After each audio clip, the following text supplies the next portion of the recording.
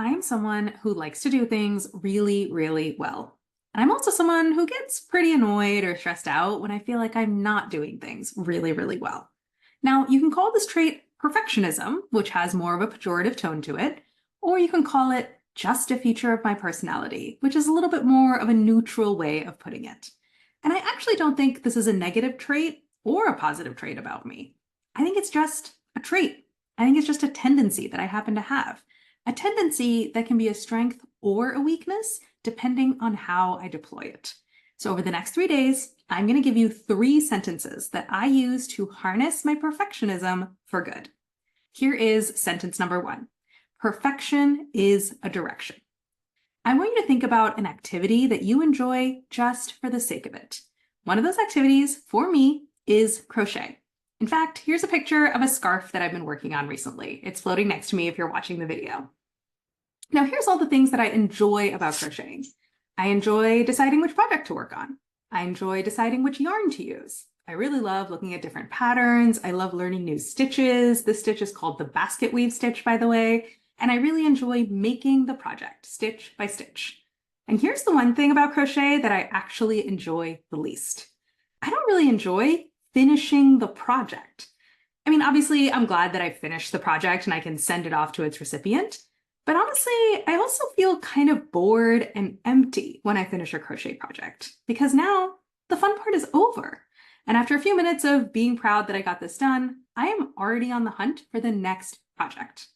This is because, to me, crochet is a direction, not a destination. I don't want to be done with all my crochet projects. That would be seeing it as a destination. Actually, I just want to be crocheting. That's what seeing it as a direction means. And you definitely have activities like this in your life as well. For example, if you love golf, you don't want to be done golfing. You don't rush through the course as quickly as possible as you can just get home already. If you love golf, you want to be golfing.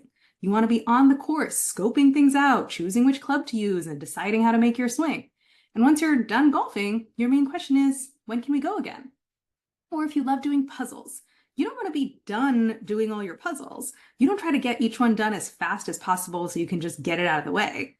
If you love doing puzzles, you want to be working on a puzzle. You want to be sorting through the pieces and working on the edges and then going section by section until it's done. And once you're done with the puzzle, your main question is, where's the next one? This is why Marie Kondo loves mess, even though she's the queen of tidying up. This is why serial entrepreneurs keep starting businesses, even when they've made tons of money. And this is why authors keep writing books, even if they've had a smash hit. All of them see what they do as a direction, not a destination, because this viewpoint doesn't just apply to your hobbies. Bringing this mindset to your career and to your work is one of the most powerful things that you can do. Now, let's apply this to your and my love of doing things really, really well. One way to harness that perfectionism for good is to see perfection as a direction, not a destination. What if, rather than focus on being done making something perfect, you focus on the learning, the tinkering, the studying, the nerding out that it takes to be perfecting something bit by bit. And you focus on the fun of going back into the studio, into the lab, back to your workstation every day, just to mess around and keep playing with it a little bit more. What if the goal isn't to have the perfect meeting today, but rather to always be tinkering and learning and understanding what it takes to have great meetings today, tomorrow, and every day? What if the goal isn't to create the perfect marketing strategy today, but rather the goal is to always be tinkering and learning and understanding what it takes to do great marketing today, tomorrow, and every day?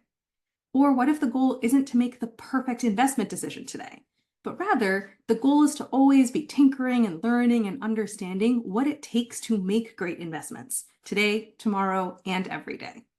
Or what if the goal isn't to be the perfect parent today, but rather to always be tinkering and learning and understanding what it takes to be a great parent today, tomorrow, and every day?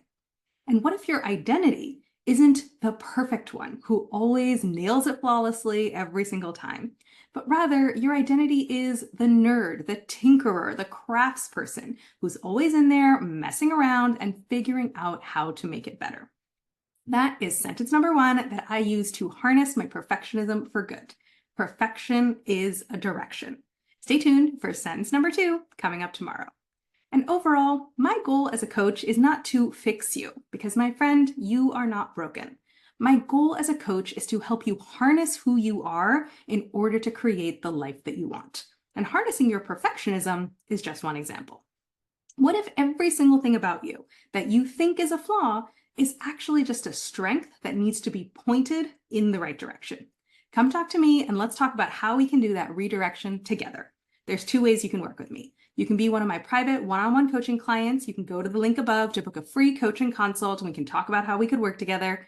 Or you can join my course and coaching program when it opens shortly. The link to join the waitlist is above.